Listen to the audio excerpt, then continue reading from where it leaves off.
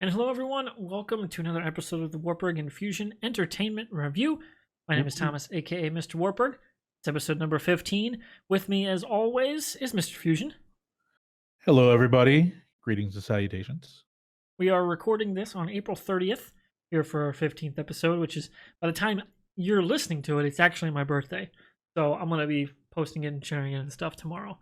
But so that's what I got to look forward to tomorrow. I'm going to stay home, watch movies, play games. It's going to be awesome. Happy birthday. Happy birthday, by the way. And one of the things we're doing is streaming some Valheim tomorrow. Yes, that's going to be fun. So we got a lot of stuff. The game at first, but it's starting to grow on me, man. Yeah, like it's just a really good game to just chill with friends, like in a non like try to kill each other or kill other people way. Yeah. But it's a lot like Minecraft, like in that you're just doing shit kind of way.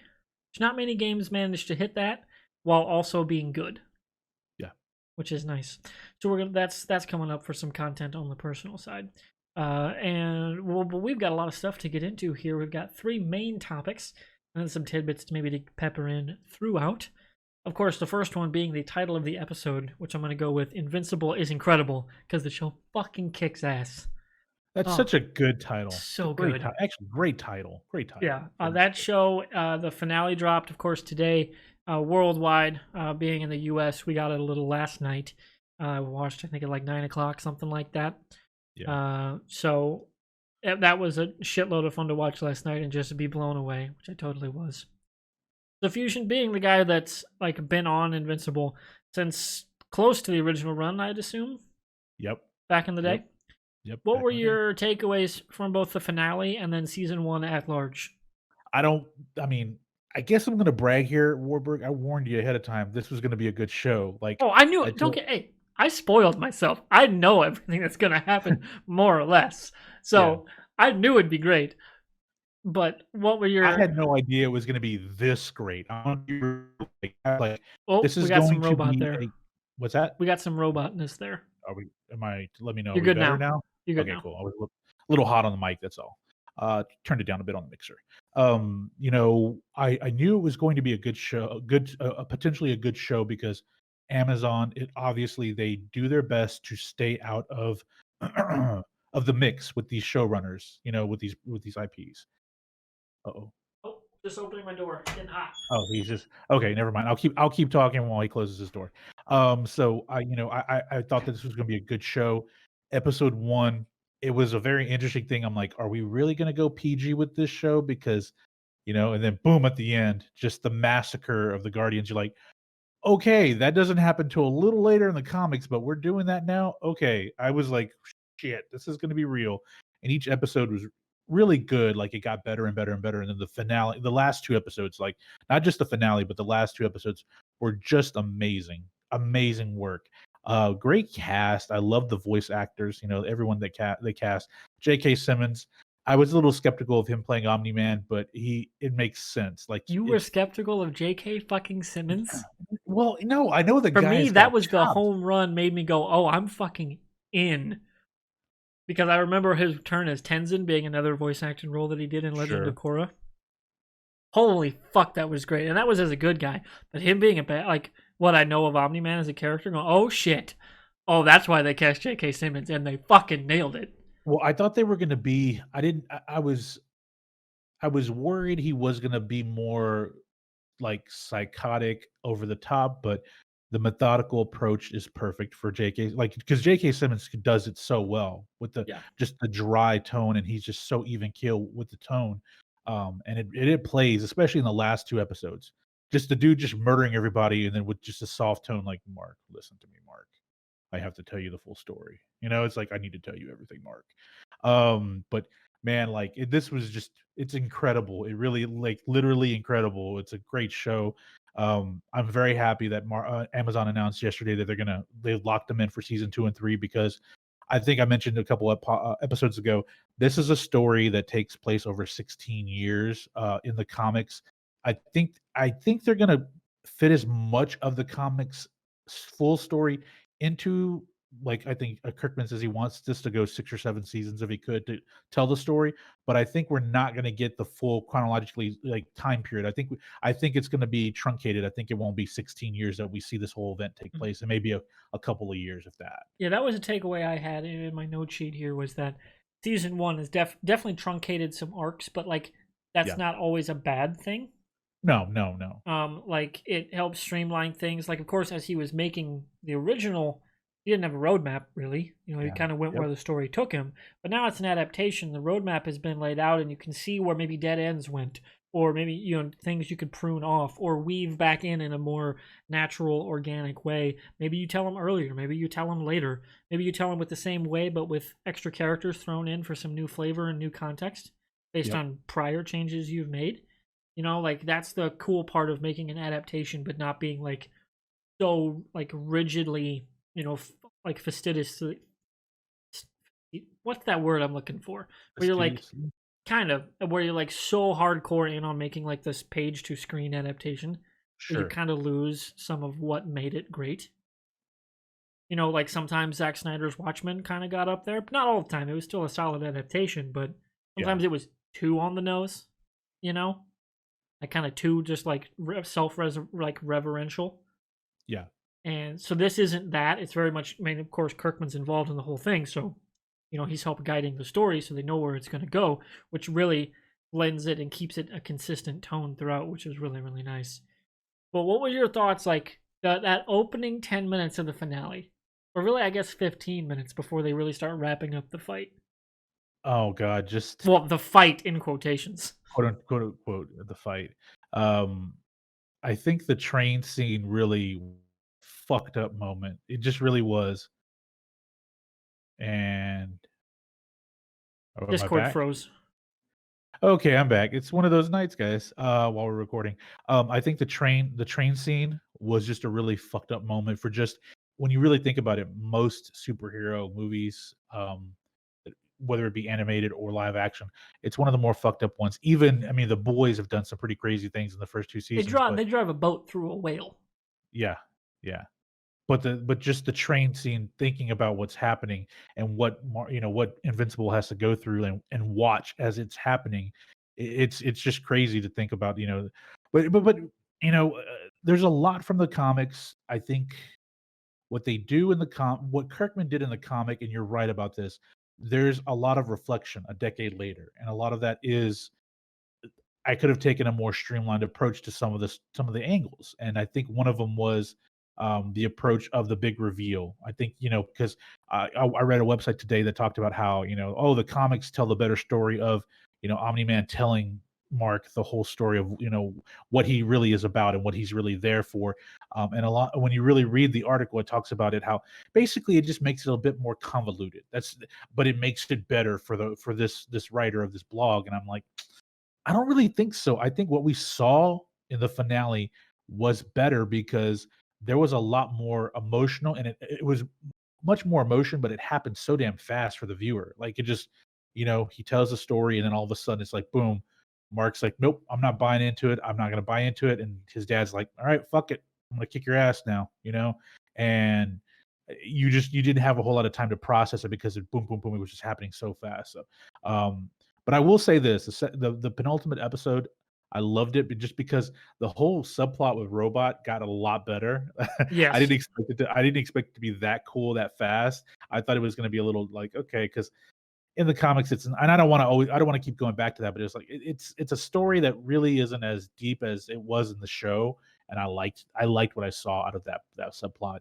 But I really think this is gonna be hard for me, but I think this is one of my favorite superhero shows in the last couple years. Like it's up there, man. It's really like The Boys is good because I think The Boys is just a big fuck you kind of show Yeah. to just traditional superhero storytelling, It's and I almost like that. parody, but still Yeah, good. very meta, Yeah, meta's the better word. Yeah. yeah, very meta. And I was actually talking to my wife about this the other. Was I talking to my wife about this? I can't remember who it was. I was talking to about this. Just this idea of, when we're talking about Invincible, some people like the casual viewer will look and be like, oh, it's a cartoon version of The Boys. I'm like, nah, it's not really. But well, he's over there gutting people left and right. I'm like, just because he's a quote unquote superhero and he guts people does not make him, part of The Boys. It's this idea, like me being a Gen Xer, we grew up during the golden age of comics where things like this weren't written. And we always had these things in our head like, all right, what if Superman was a prick? What if he was an asshole? Like he has the ability to just gut people left and right. Why doesn't he, like, what's holding him back from that? What happens if he did? What happens if he was that kind of personality? And then we all grew up. My generation grew up and started working in comics and writing this stuff in TV and film, and we start creating these stories, and people love it because it's like, yeah, that's a darker take on superheroes, and what Garth Ennis did with The Boys is great. What they did with Invincible, what Kirkman did with Invincible, it's kind of the same concept. Like, what if you do have that ultimate power and have that ultimate responsibility, but you're just a fuck up and there's a lot of fucked up shit in your family, and it just basically your shit in your family, the whole world and the whole universe is relying on you to save all of it. Can you do it? I like it. It's good storytelling to me. Yeah. Then again, I like some of the dark. I like some of that darker shit. That's now, like for me, another key difference between, like, again, we bring up The Boys not just because of the gore level similarities, but also it's an Amazon studio product, so it's it's all in house, different teams and project managers and all that. But for me, it's that The Boys' violence is used as a mirror, like on the audience of like, see, this is what you like would really be like, right? Where and it kind of pokes fun at like all of it, like how like the Flash would like just literally run through people, like that's what he would do. He wouldn't be able to punch people; he just run through them, right? Like that whole thing. Whereas in Invincible, it's more just no, that's just the logical, like like when you're watching like the older like Raimi Spider-Man stuff where he like throws a car at somebody, like you're like in your head you're like, oh, that guy died, but you never see it. Right? Yeah. Like Invincible just and this type of content isn't doing it to be, like darkly funny. It's doing it as like, no, that's just what would happen if we were allowed to show you all of it all the time. Mm-hmm. Whereas most comic book stories aren't allowed to. Even now, like with all these, like, I mean, there's no Comics Code Authority anymore, like that's not a thing. But you're still not gonna get that much out of a lot of the mainstream content, because that's just what audiences expect, is that kind of slightly toned down, even though some of it does get fairly graphic content, especially sexually. But and that's something I really like as a difference of the two. It's not like the violence isn't the point with Invincible, whereas with The Boys it kind of is, and it works for the story they're telling. Whereas Invincible, it's not. But I appreciate why they're showing it so much in the marketing. Like I was watching a podcast with Kirkman, and he was like, "Yeah, we showed it a lot, and we get the people think it's The Boys, but we really need to hammer home this isn't a kids show." So I would expect seasons 2 and 3's marketing to be more toned down on the violence side, because people have settled in, they know what they're getting into. We know the world, we know the universe, we know how they animate, we know what level of maturity we're talking here, all the way around. And season 1, of course, and episode 1, they have to get like, no, this ain't a Superman story. Nope. But it's animated, so you're gonna think that.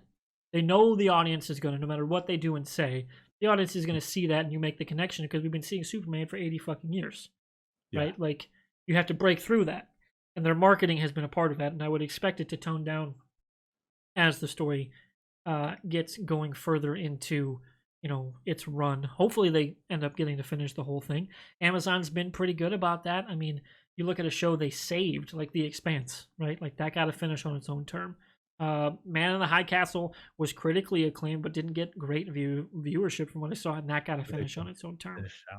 Like they haven't had a lot of prestige stuff. I don't know if that Carnival Row show will, but that was like a first season flop. Very different than Man in the High Castle. First season was like fucking great. And like it got rave reviews. Yeah, it was everywhere. It was everywhere. Yeah. And this, of course, is that way too.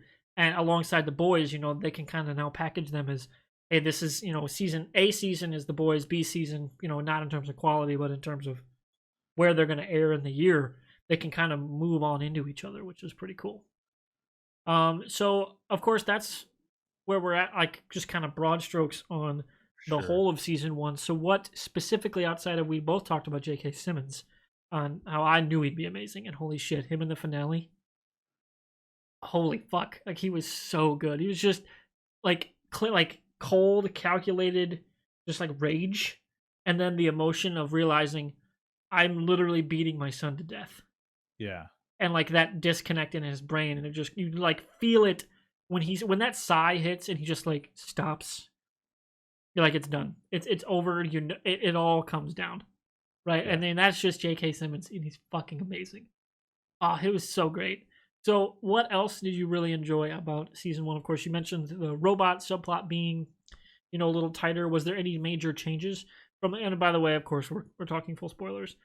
Sure. I might clip that part out and edit it back in and be like, hey, just so you know, it's full spoilers going forward. Shit happens. We need to have like a disclaimer at the beginning, ladies Yeah, and I might gentlemen. pop up a thing that says, hey, spoilers Lots of fucking coming. spoilers are ahead. So what else, for changes or things you didn't expect them to do this early, kind of caught your eye throughout season 1? Well, I think Amber, right, the girlfriend, Yeah, uh, Zaza Beetz is yeah. voicing Amber. Um, she wasn't a very important character in the comic, and in the next couple seasons it'll be explained. But I think she I think they really didn't expect it to carry out the way it did, because it felt like very early on she was and I'm sure what happened was they probably cut, animated, and produced the pilot, maybe the first episode, and then after that, they decided to have to modify a few things. But I think she was just going to be is she a stopgap? I don't think so. I think her character in the show is going to be a lot bigger. I really do. Mhm. And I was very surprised how much of how much of an anchor she was to Mark, to Invincible, throughout the season. I think that how they resolved her in the finale, and just his connection to everybody, the little core of friends now that he has. I think it's going to be important for Mark, not for Invincible, but for Mark, especially given what he knows now of his dad. And they show that at the very the back end of the episode, they kind of show what's coming up in the next couple, in the future of the show itself, and it looks to be fun. Of course, we get some Mars again, we get a few other things, but I really liked the character development. I'm not gonna lie, I liked the character development, because like his best friend, I forget his name now, he Oh didn't shit, seem yeah. What very. is his name? I forgot Fuck. his name now. Shit. But he what well the reason why is because he was important at the beginning of in the pilot, and then he kind of just disappeared for a few episodes, and then he shows up again, and then the back end when it's their college episode, a few kind of towards the back end of the season. That episode was. Yeah, That's yeah, fucked up. that is fucked up. It just he all of a sudden became center stage again, and I'm like, okay, I like this. I like how it's a little bit. It's interesting that Kirkman has them doing a few different things, testing things out, rather than just kind of creating everything page to print, from page to sell. Rather just copying and pasting it over. He's trying a few different things, and I like that, especially with the characters. It's just solid voice cast. Don't get me wrong, Stephen Yeun Yeah. is great. He's Yep. great. I really and Seth Rogen as Alan the Alien just cracks me up, just because Yes. Yeah. I will give a spoiler here. Alan the Alien is going to be definitely going to be playing a bigger role as the show goes on.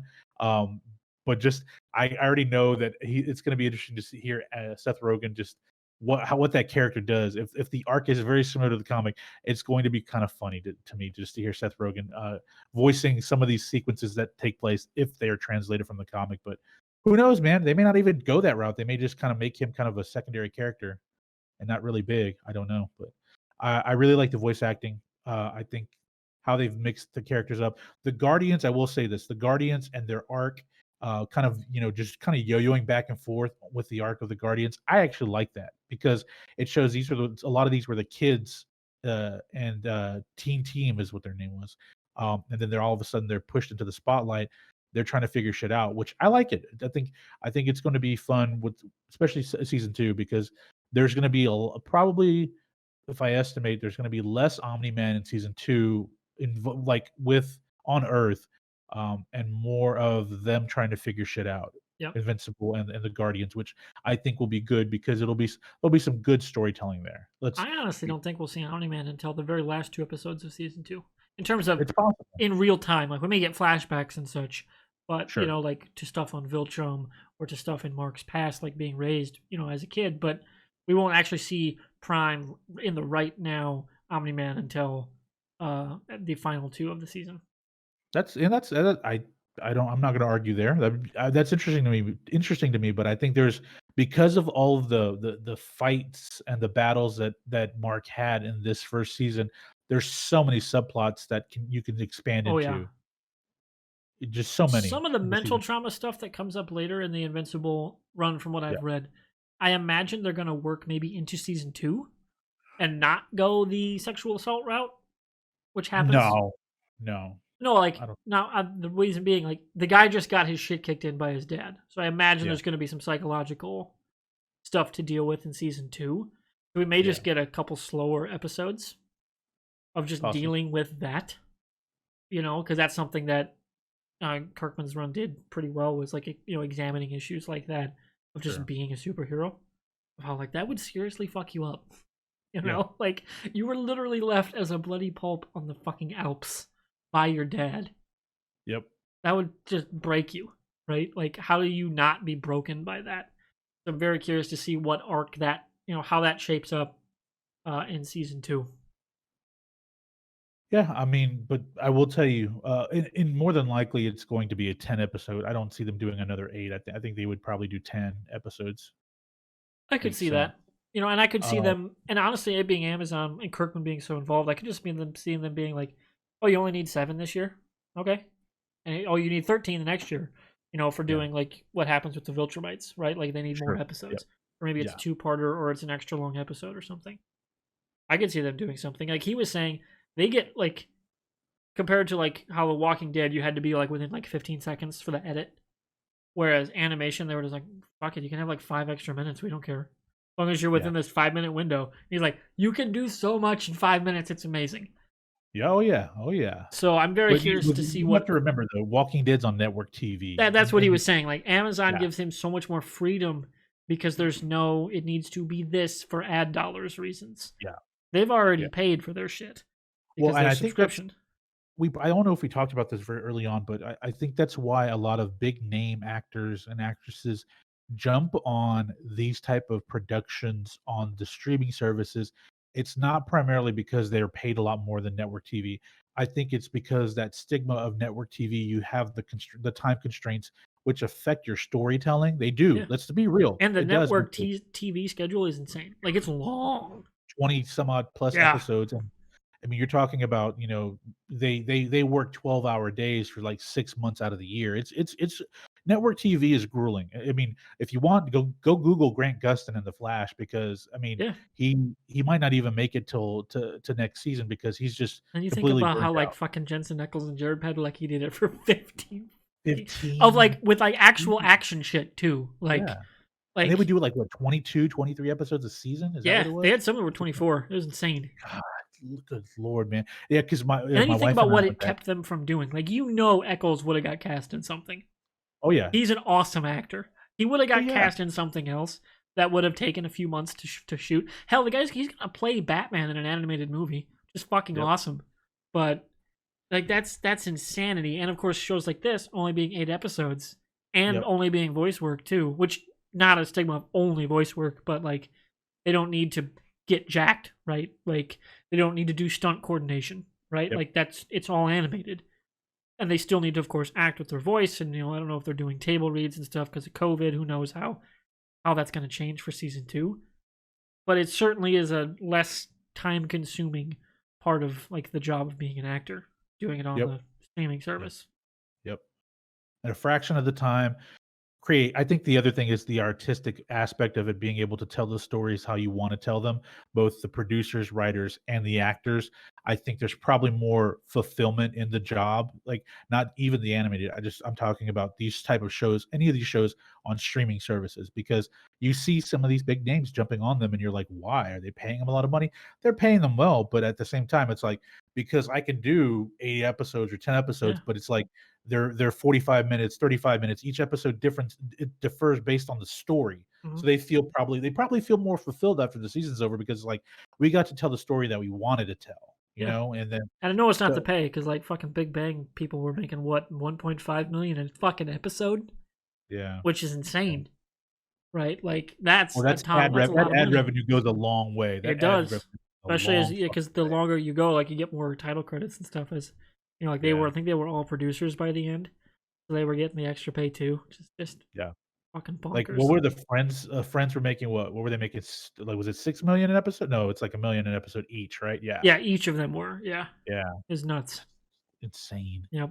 Oh man, think about that, guys. $1 million an episode, and then that's a 20 episode season for Friends.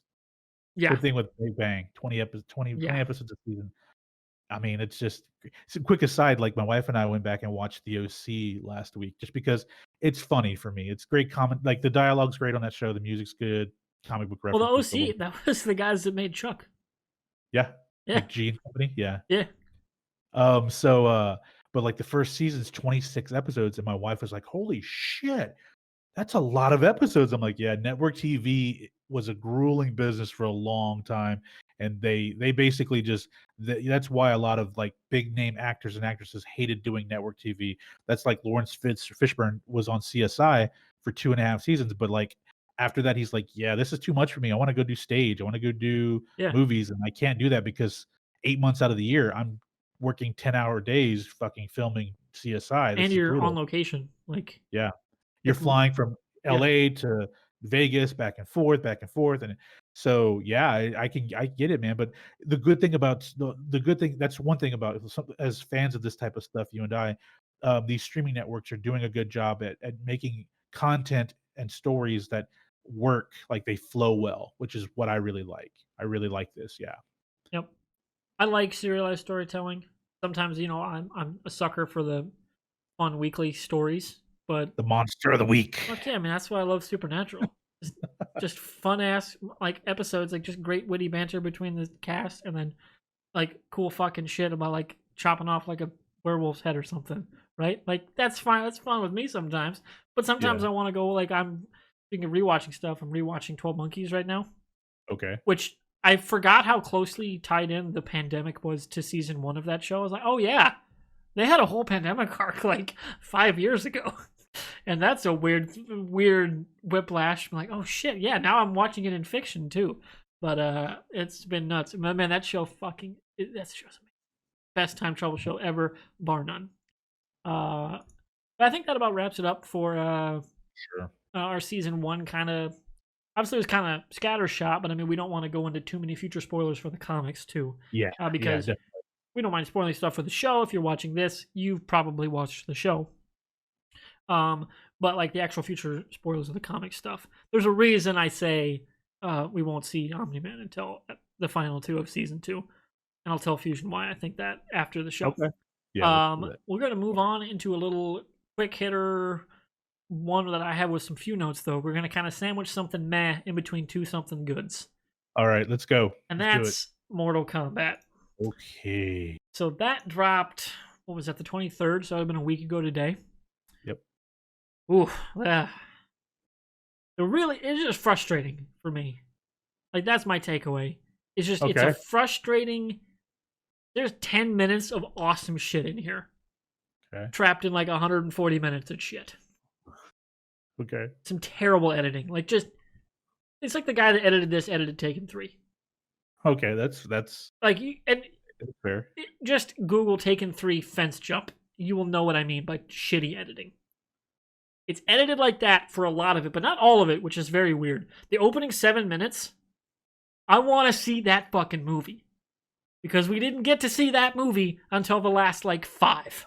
Doesn't it frustrate you because a few days before the movie released, they released that because they knew how fucking good it was. How good that was, yeah. They knew how good those first 7 minutes were, so they're like, fuck it, now I'm going to have to get that HBO free trial or subscription and go watch this movie. And then they had to sit through the rest of the movie up until we see Scorpion again. All they had to do was make a fucking Scorpion. What the fuck were you doing? Like, if you weren't going to give us the tournament, just give us a fucking Scorpion. It was just so frustrating. Yeah, we had it's oh god, it's just oh man. I want to do a quick mini rant on this, and Go it's for not it. it's about Mortal Kombat, but it's about everything here. Let me see if I have a full cam for you. Yeah, do this. Let me know. Do I? Oh no, I just have the old ones. I'll have That's to fine. remake That's fine. that. Go back to Okay, the main. so look, guys, I get that we're so connected with social media that we all have an opinion about every fucking thing in the world, and that's fine. That's one of the beautiful things about the internet. Here's the counter to that, though. If it's something you don't like, mute it, close it out, block it, whatever. You don't have to fucking tell the world, like, go on a promotional tour Now I of feel why bad. you hate of why no, no, no, no, no, no. If you're I'm gonna just talk fucking about with you. no, no, but what I mean is like just like this is the type of stuff I hate, I hate, I hate, I hate. It's like, but then at 2 in the morning, if you're tweeting out why you don't have any friends, it's probably why you don't have any fucking friends. It's because everything you say is a bummer to everybody. That doesn't mean you have to like shit other people don't like. Find the stuff you like, find groups and communities that you like, and thrive with those communities. Quit trying to just profess, like, advertise what you don't like about things. My perfect example, WrestleMania was a couple weeks ago. Then all of a sudden, people that aren't wrestling fans are tweeting out, "Oh God, my timeline's going to be full of this shit again. Oh God!" But then those people that love college football. Okay, when it's the championship game, they're tweeting out, and maybe wrestling fans that don't like football are like, "Here we go again." Look, guys, you could just mute it, you could just block it, or you just don't have to log on. Whatever it is, the whole point of it is people just want to talk about the things that interest them, okay? And maybe some of the stuff that they don't like, okay? Giving a critique of something's fine, but when you go on a mountaintop and just hate something so bad and you have to promote that hate, it's like, okay, that's fine. Even there, to a degree, I'm like, okay, it's still in your fucking right to do that. But when you go and condemn other people for not having the same hatred for that product, like for me, Mortal Kombat, total shit show. Okay, total shit show. Not gonna lie, it was a shit show. It's a movie about a fucking fighting tournament, and there's no fucking fighting tournament. Come on, what the hell's that about? Um, but at the end of it, it's a movie about a video game that has a really shitty and stupid plot. Yeah, it's The convoluted game as fuck. convoluted, just stupid, illogical plot, but the game is fun because of the gore and all the fighting. What the fuck did you think was gonna happen with this movie? Like, oh, it was really gory, but like the plot is stupid, the concept is stupid. That's exactly what the game is, guys. I don't know what you expect. Were you expecting Citizen Kane in terms of fucking storytelling about interdimensional fighting tournament? Like, come on, guys. But there's some of it I did like. Some of it I did like. I did love the Scorpion stuff, the beginning and Yeah. the end, of I course. mean, perfect Like you casting. said, Like perfect amazing casting. casting. The story in the beginning, the first 7 minutes was beautiful, and just two different movies. You're like, that's like the ghost of Shishima right there. I was like, that's really fucking beautiful, and it's nice, and it looks like a good story, and then it just disappears for the next hour and 40 minutes, and you're like, where the fuck did that story go? And then it shows up at the back end of the movie, the last 4 or 5 minutes. You're like, okay, great.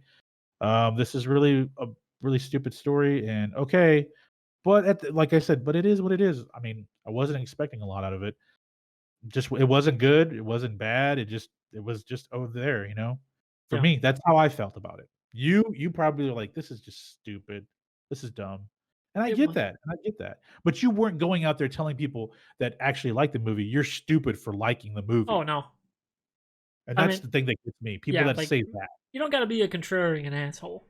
No, no. Like you don't like something, fine, don't like it. I And think we call them what we call them edge lords now. They always yeah, have to find that's a good They word. always have to find a way to be on the fringe of what's interesting to the masses, and then Mhm. have to, like, just profess how they're wrong about it. Yeah, Yeah, it's like I said, it's a dumb movie based on a dumb game, but it was a fun game, and there were some fun moments in the movie. There was like, the fighting, they had some good fun moments. yeah, Cabal was pretty cool looking with the whole dashing thing, yeah. and Like the actual FX for how cheap it was weren't yeah, actually terrible. yeah, Like Kano was dope. yeah. Like that worked. I mean, Goro looked like shit, but Goro that looked like was. shit. I mean, that was one. I don't know if they always meant it to be Goro. Yeah. Like that was weird because they only say his name the once. But like the casting was decent. Like the guy that played Shang Tsung and the guy that played Raiden, both people you recognize, have been on a lot of stuff. Of course, Scorpion and Sub-Zero actually getting actors who can do martial arts. Yep. Pretty good idea, and they nailed that. For me, if you weren't going to do a tournament movie, okay, don't introduce other fighters. Sure. Keep it all about Scorpion and Sub-Zero, plus the new guy being his, like, he's the connection to the real world. So what you do is, opening scene, right? It's all about the bloodline. So then you got Sub-Zero realizing he didn't get, Scorpion's bloodline, and it's him hunting people throughout, the years, and you see him kill different people, but you also get the peel back the curtain, you go into the nether realm and you see Scorpion learning how to take that power for himself, because like he's being tormented and has to watch Sub-Zero kill his family and his his descendants over and over and over again. Sure. And then you get to Cole, or maybe he's the through line that connects the whole thing, I don't know. But he gets the blade, like that's where Raiden pops up and gives him the blade, and he grabs it and he gets the blood on it, and Scorpion's like, yes! And he comes in, and then you get over here, and then you can figure out why he learns English, because he says get over here in English. Clear, concise English. But then the rest is all Japanese. All Japanese. Again, you wanted him to say the line. That's the note I had, was that's shitty fan service, because it breaks the world of the movie by being fan service. You can have fan service as long as it doesn't break the world of the movie. Maybe he learned the term "get over here" while he was in hell. I mean, maybe that's the thing. Like, you don't there's nothing that explains why he would say English, because everything follows is Japanese. Everything. Yeah. Everything. But saying Japanese, "I've risen from hell to kill you," that's just stupid, cheesy, dope as fuck. I loved it. Loved it. Like, and both fights between Scorpion and Sub-Zero, killer. Awesome. The whole movie, if it had been that good, it'd have been a damn good movie. The rest was just, I don't give a shit about any of these. Like, why did you have Jack say 6 tours, motherfucker? Why? Why is all of this happening? None of this makes sense. It's stupid. But weren't you didn't you say that you thought it was badass when he tore his arms off? In the previews the red trailer we saw months back, I could have sworn there were when Sub-Zero and Jax are fighting and he freezes. Oh, that actually looked cool. Like, and the effect was like that actually wasn't terrible. Yeah, in the trailer you were like, when he freezes his arms to tear them off. I will say this: the trailer was way better than the movie. Okay. Like, the trailer was an well-edited trailer, but let's be honest, it's not the first good trailer we've seen to a dog shit movie, although Suicide Squad. But yeah, like, the whole Sub-Zero as this kind of, like, horror monster where, like, like, he's just gonna kill you every time, no matter what you do. I like that angle as the character, especially OG Sub-Zero, because there's a second Sub-Zero who's, like, actually a good guy, I think, in lore. I'm not very well... Yeah, because this is Bihan Scorpion, or Sub-Zero. This is the OG, the one that killed Scorpion originally. Yes. Then there's a second Sub-Zero later down the line, and I can't remember how that happens. But now Bihan does become the unlockable character in Mortal Kombat 2, the ghost, but he's an apparition in later games. That's who Bihan becomes. Like, I think that's, if I remember correctly. God, yeah. Don't quote. I'm trying to remember. I'm not well read on my Mortal Kombat lore, guys. I'm sorry. It's Mortal Kombat. My favorite character was in the movie Kung Lao. I loved him in the game because of the hat. Because I used to just destroy. Him saying flawless victory is fan service that barely works, but it works. Yeah. Scorpion saying the "get over here" line does, but in English when he only knows Japanese doesn't work. Yeah, that was the point I was trying to get across. Sure, no, that makes. No, I get it. It just all of a sudden he learned. And Kano saying, "Kano wins." Look at that, you fucking beauty. That he was great. Kano was great. Kano was great. Yeah, he was, and because that was a tongue in cheek. Kano exactly, wins.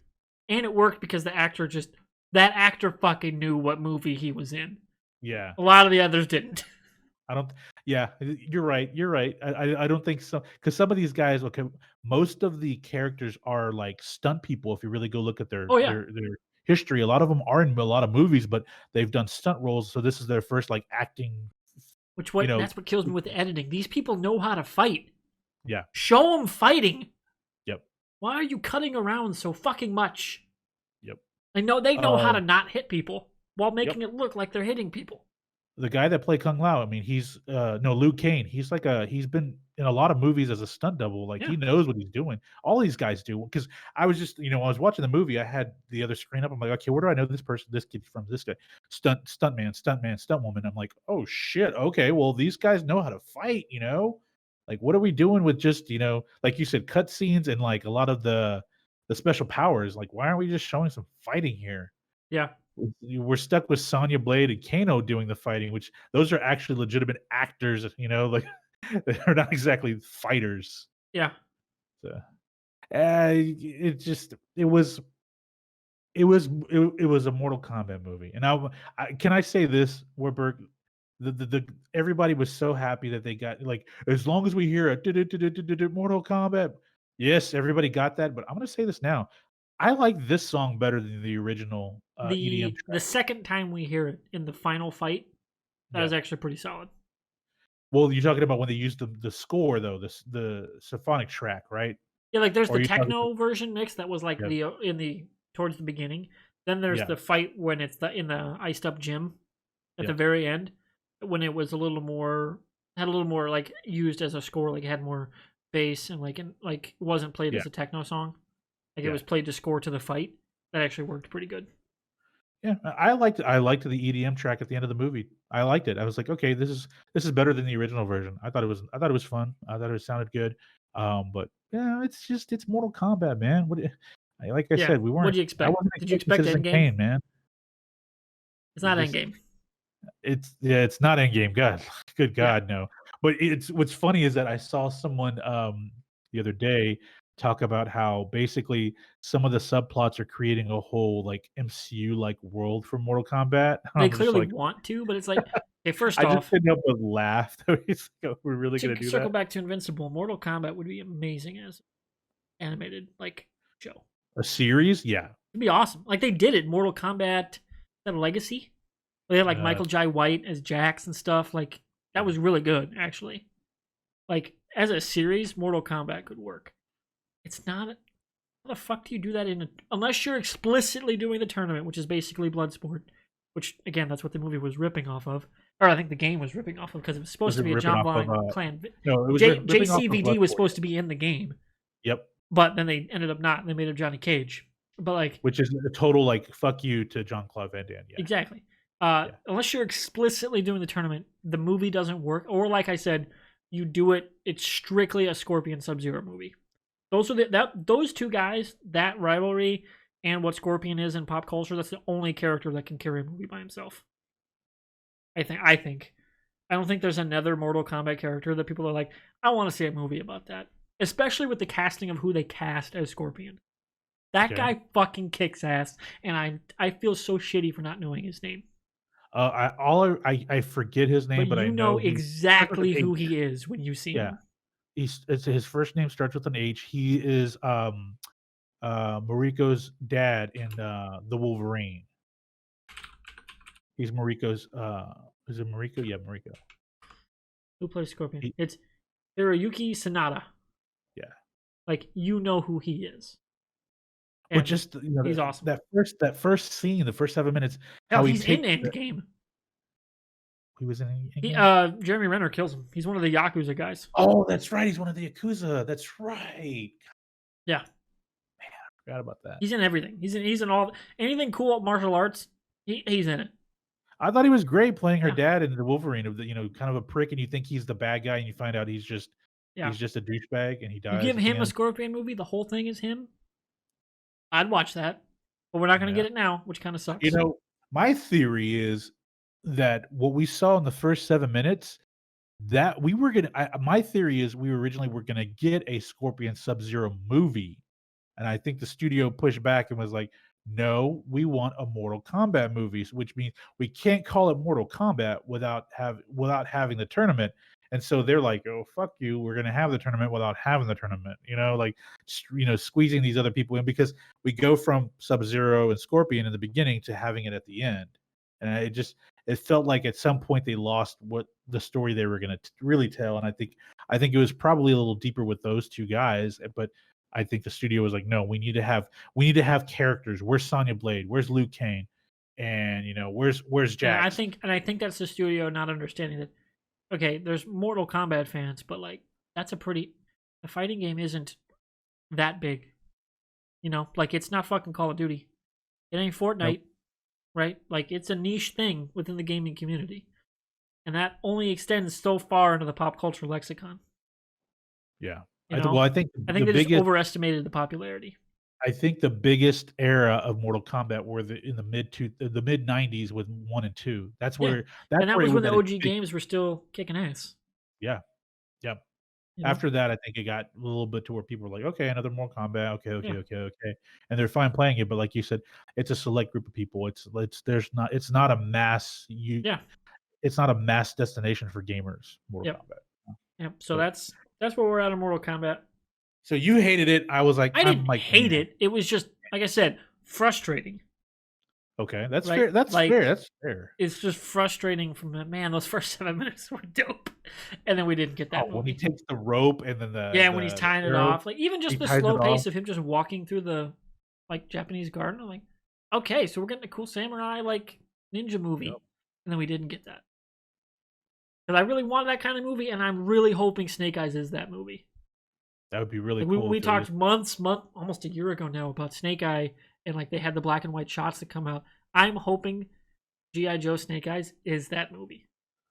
Oh, that'd be Give us a dope fucking Serizawa, ish black and white ninja movie. Oh god, that'd be so bad. With today's cinematography and what can they do with stunt coordination, I'm fucking in for that, and I hope we get it. Okay, moving on. We're gonna talk Falcon and the Winter Soldier. I went first for the second topic, Fusion.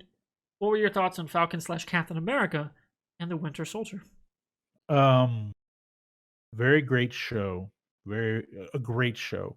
I think I said this in the previous episode. This should have been a 10 episode season. The subplot of the virus, whatever that subplot was, I think it did take away a lot of things.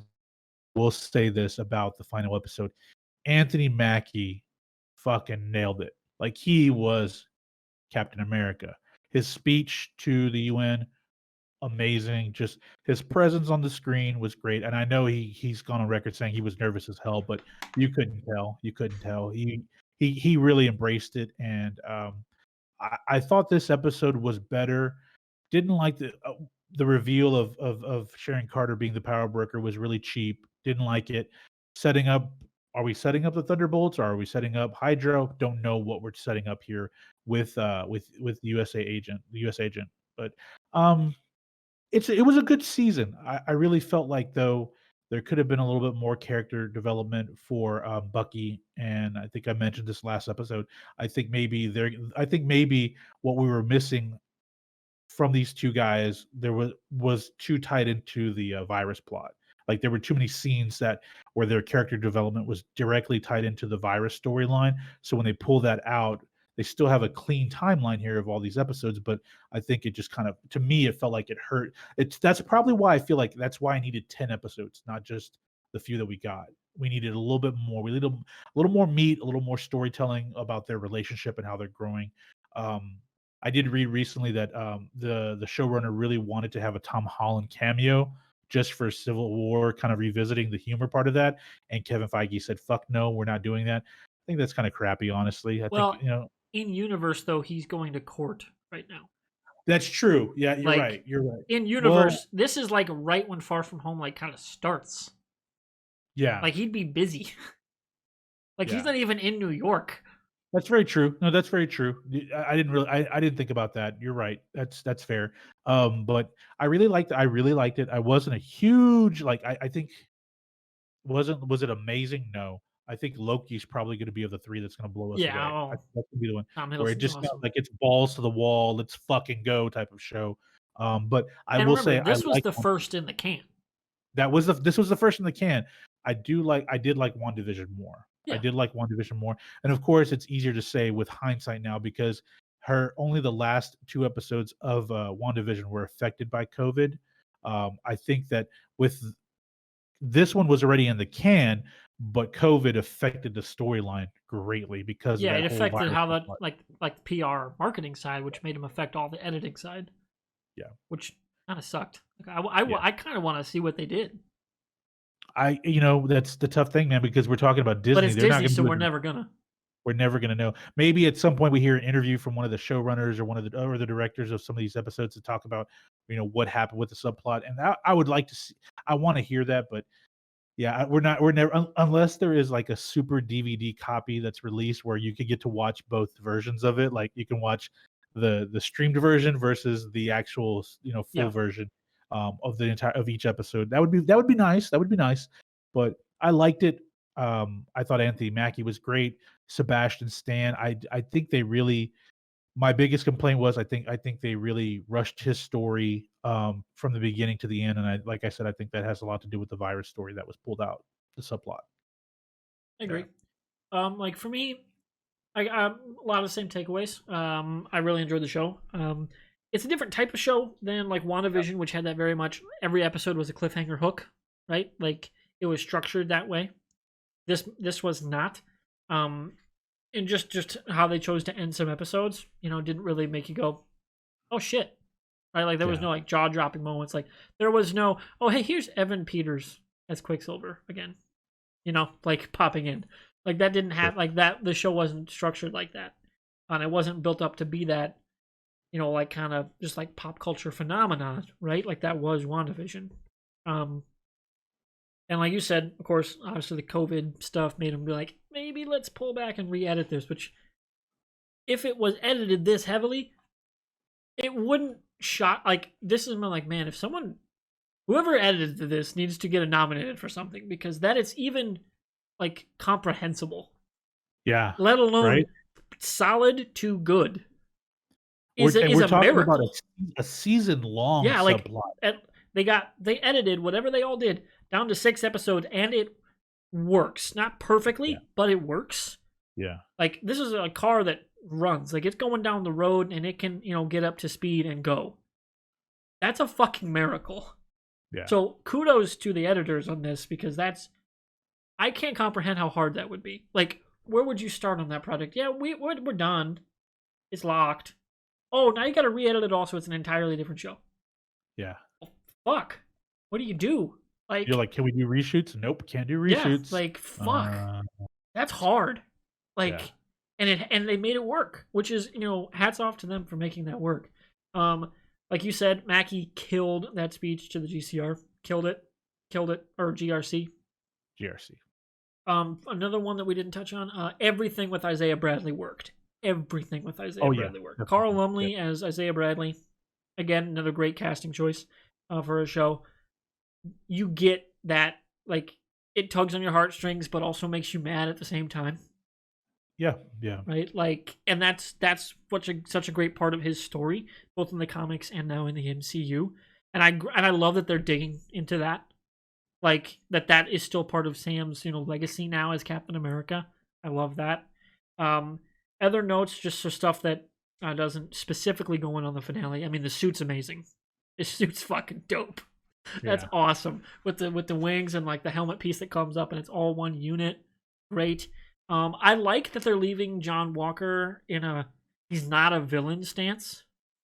Like, I think they're building up, like you said, they're building up Thunderbolts, which I'll get into in a second. But they left him as he's an anti-hero. Yeah. Right? And whereas JCVD's character, not JCVD, JLD's character, Julia Louis-Dreyfus' character, definitely a bad guy. Definitely a bad guy. And apparently the rumor is they were supposed to actually get Willem Dafoe in to film a cameo as Norman Osborn talking to her. But that couldn't happen.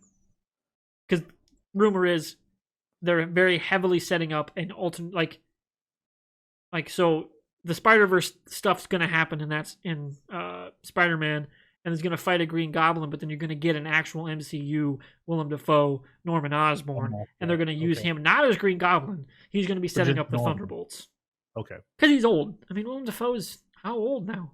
He's like in his late 60s, I think, close to 70. I don't know if he'd even want to be the guy in the suit. Right? Yeah. That'd be insane. I wouldn't want to do that. So, and even with all the green screen stuff that they've learned how to do with Iron Man, like, I wouldn't want to do that. And I don't think that works for the character. You don't need him to. Make it be Harry, you know? Well, Just, and that's the cool thing is because obviously if we do a Spider-Man they can 4 or just do 5, something different. whatever, Yeah. it could be Harry in college. Like he meets him in college rather than Exactly. growing up with him. And Exactly. That's where I yeah, think they want to go. And the rumor yeah, is now that Sony and Disney are finally on the same page with what they're doing with Spider-Man, that yep. they're opening up all these more avenues. Having Osborn and him being so closely tied into what happens with the Thunderbolt arc in the comics, they're doing Thunderbolts for sure. Well, So you're leaving out something big here. Not only the Thunderbolts, but Norman Osborn has the biggest imprint he has is the Dark X-Men and Dark Avengers. Those storylines as well, because there is that whole thing where Asgard suffers Ragnarok, and then Asgard gets moved to is it Nebraska? A piece of it gets moved to Nebraska, floating in fucking Nebraska over a cornfield, but then it's destroyed because of the Dark X-Men, and that's led by Norman Osborn. Um, there's a whole thing with Sentry and fucking a Thor clone and just all types of just shit. It gets crazy, but I like the idea of having because I like Willem Dafoe as Norman Osborn. I thought as the Green Goblin he was a little over the top, but that was him being the mustache twirling business behind the scenes guy, yeah. sign me up for that. Sign me up for that. Well, and you say that, and I think the reason why I'm okay with that is because he's a power player as that kind of that dark businessman with so much He's the power. dark Tony Stark.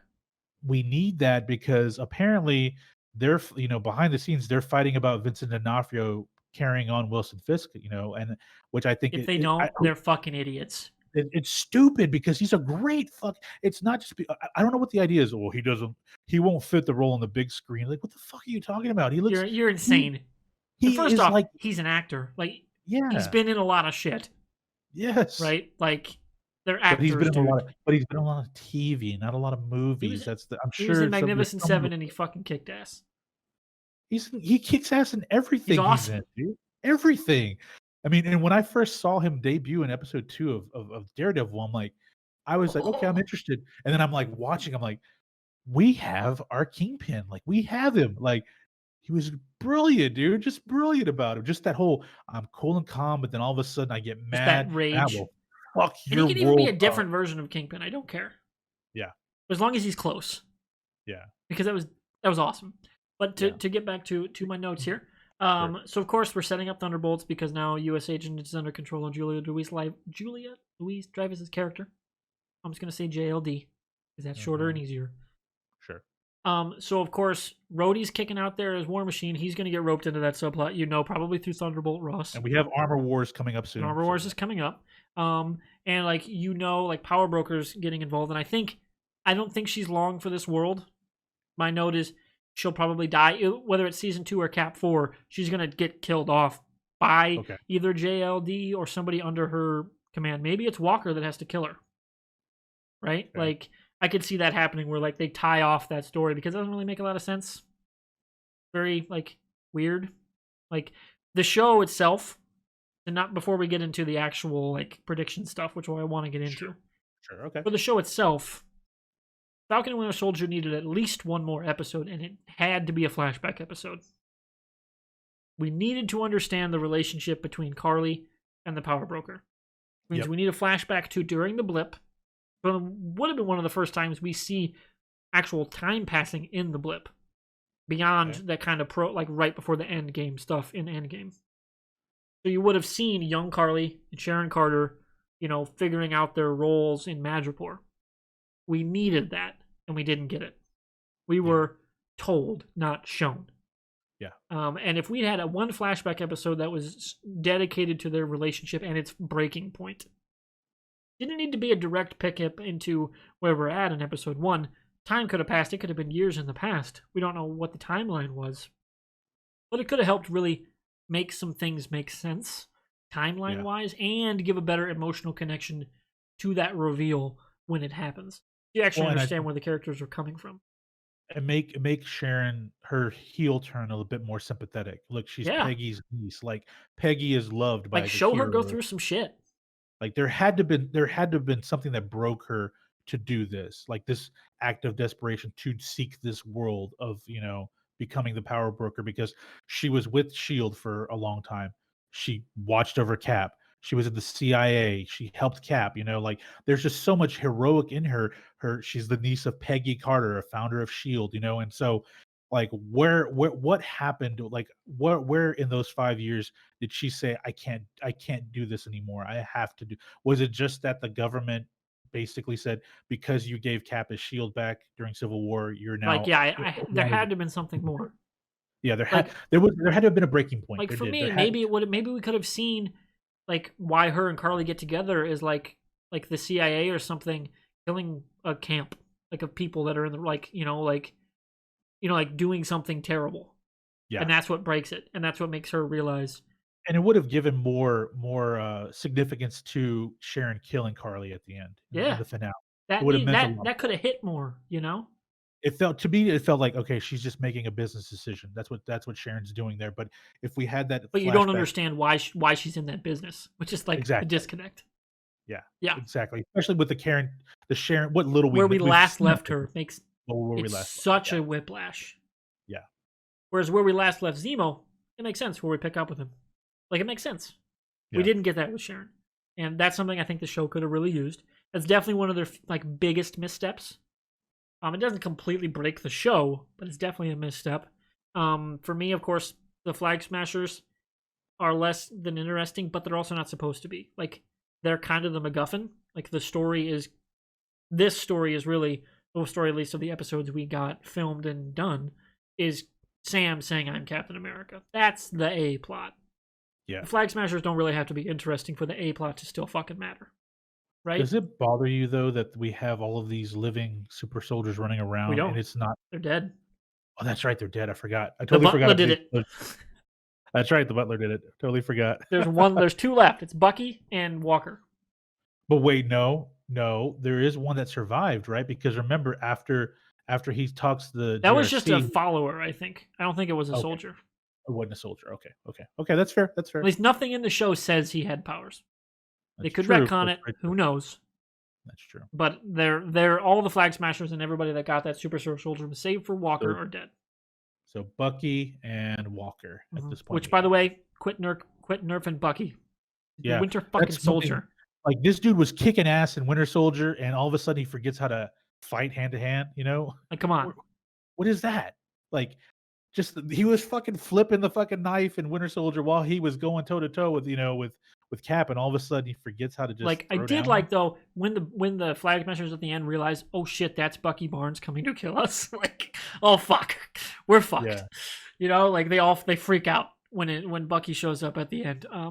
Which they should because he's the Winter Soldier. But like yeah, like John Walker's turn to like now, oh, I gotta help. Like I actually really like that, him again leaving on a note of not being the worst human being in the world, but under the thumb of someone who's clearly a bad guy. And the other predictions thing I want to get now that I'm circled back to it is JLD's character, who's now controlling him. They're definitely setting up Leviathan. Definitely. Okay. Which was this kind of after Hydra big bad of the MCU, kind of like the Hand, like there's this, these villainous organizations, they've all got a fucking name, right? Yeah. They've all got a gimmick, yeah. Yeah, and the Leviathan is one that's like, it's, all like based on like the spy world and stuff, and like, former spies and all that. And JLD's character being a former SHIELD agent, and possible mole with Hydra, is now a Leviathan agent. I think they're setting up Leviathan, then using Norman Osborn to be like their face man to set up the Thunderbolts as their answer to the Avengers, because they're going to bill it as, well, the Avengers saved the world, but they're gone now. So now we need heroes. And we've got Captain America, but we don't control him. Yep. Now we've got another Captain America that we don't control. Which, again, circling back to one thing, why the show doesn't work a little by editing-wise, we don't get a great sense of time.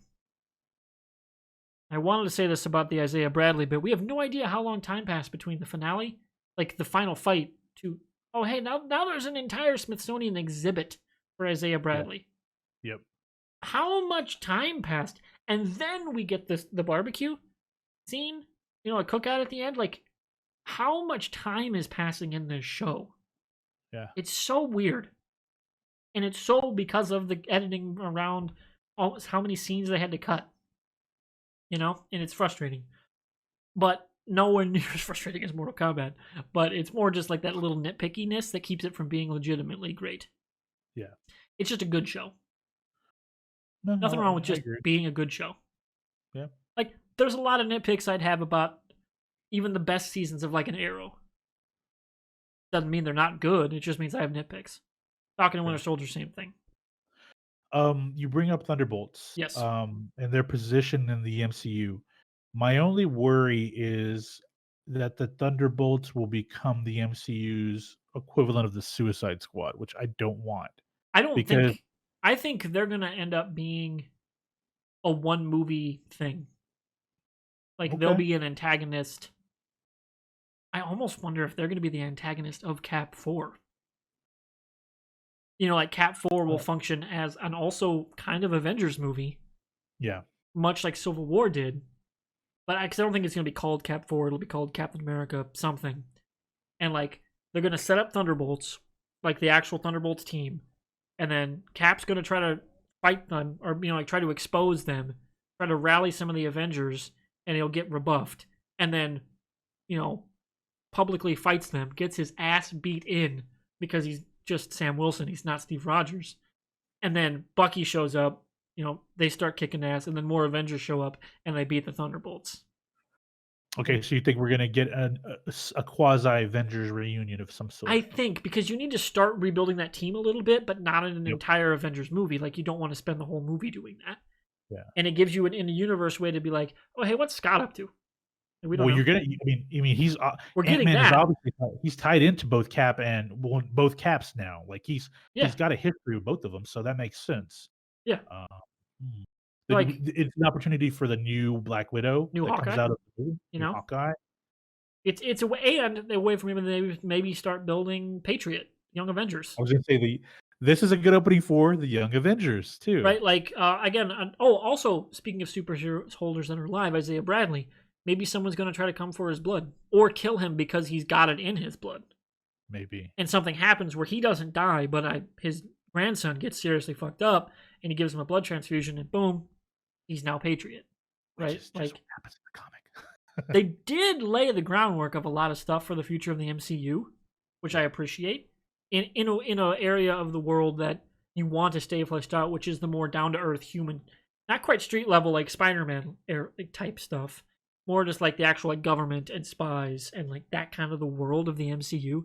You need to keep that fleshed out as your characters are moving in and out of the universe, whether because they're out contractually or because in universe they died, whatever. You need to keep that churning. Otherwise, the universe is going to kind of die on its own. It's going to kind of die on the vine. And I appreciate that they're keeping that, you know, in mind as they make shows like this, not forgetting to pepper in future stuff. Well, at some point too, we're gonna have to get an update on Bruce Banner. He's still out there. Thunderbolts, are they gonna do Red Hulk? Like that would be fucking awesome. Like it gives you a reason to have William Hurt. Like he'll be back, and he'll be back. Maybe we could examine what the fuck is up with Hulk. Like, is he like just Banner all the time, or did Banner murder him? Like seriously, we don't know. My theory is if they're gonna have Ruffalo show up again as Hulk, as Banner Hulk right now. My theory is, and especially now because apparently the rumor is that he may make an appearance in She-Hulk as he's got to as Banner Hulk. He has to right now, right? Because we need to know what the fuck. First off, did he lose his arm or did it heal? We don't know. Yeah. Everybody wants to know what happened to that. But I think the thing is that it could lead up to a fight with Red Hulk from the Thunderbolts, and we have a Banner Hulk that snaps, and we have the return of the Hulk. And Bruce Banner. They get resplit. Yeah, like but are on good terms with each other.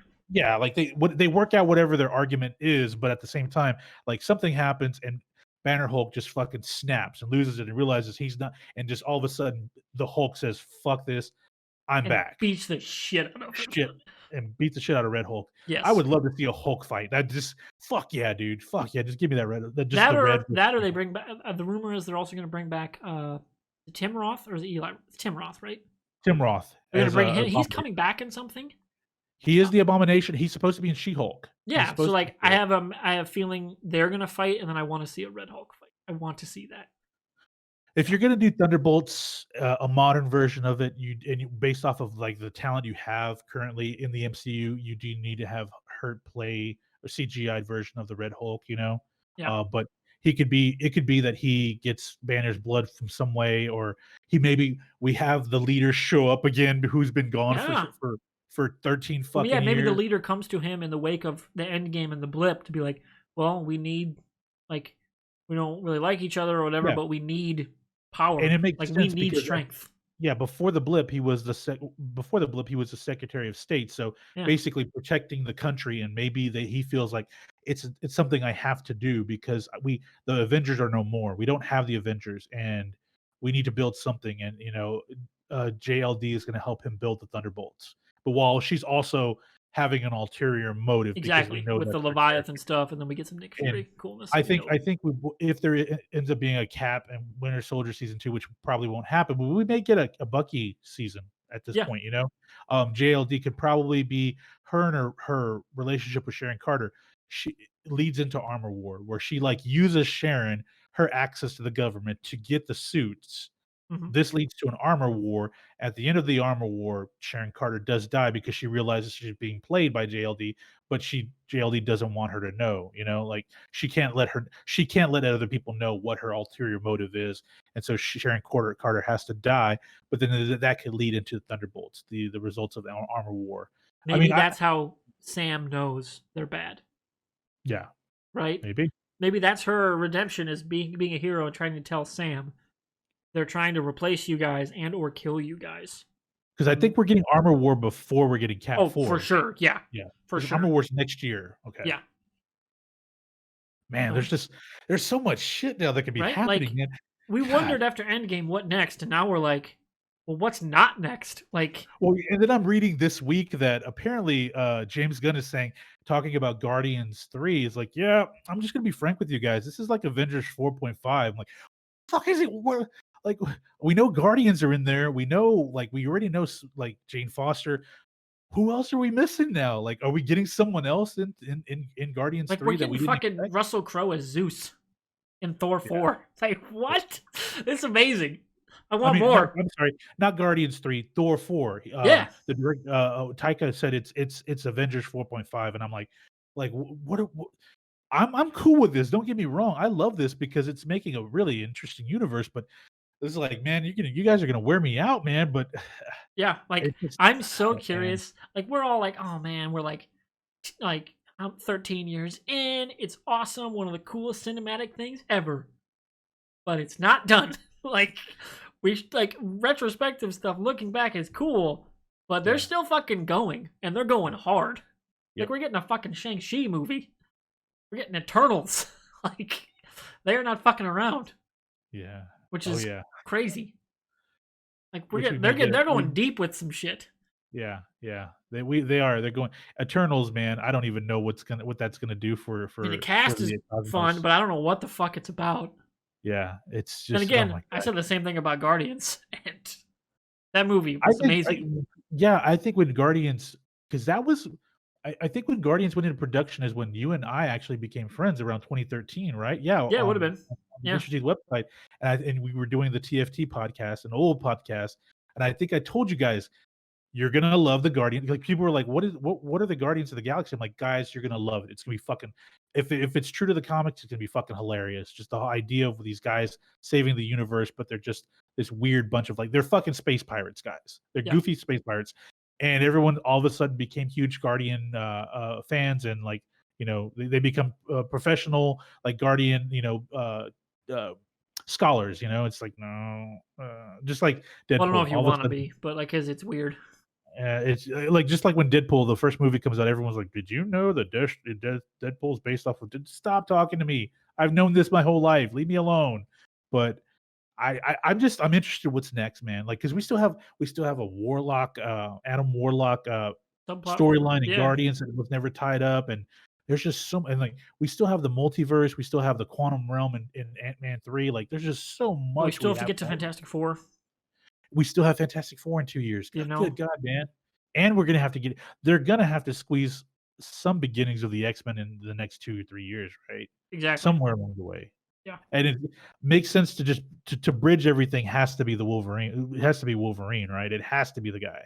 Yeah. Logan has to be the guy to bridge us from all of this stuff into the next phase with the X-Men in the universe. That or Evan Peters Quicksilver.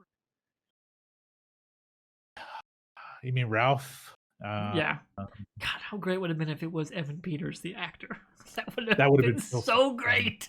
God, when you said that, I wanted to die laugh and just what if he snaps out of it and we find out it's Evan Peters?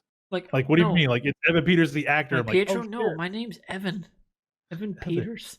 I'm supposed to be on the set of American Horror Story. Like what the fuck?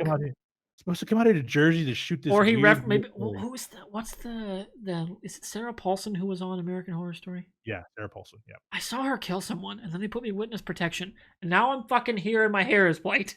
That would have been so just like a meta comedy on its own level. That'd have been so great. Hire me sometimes, people. Just saying, or just hit me up for ideas.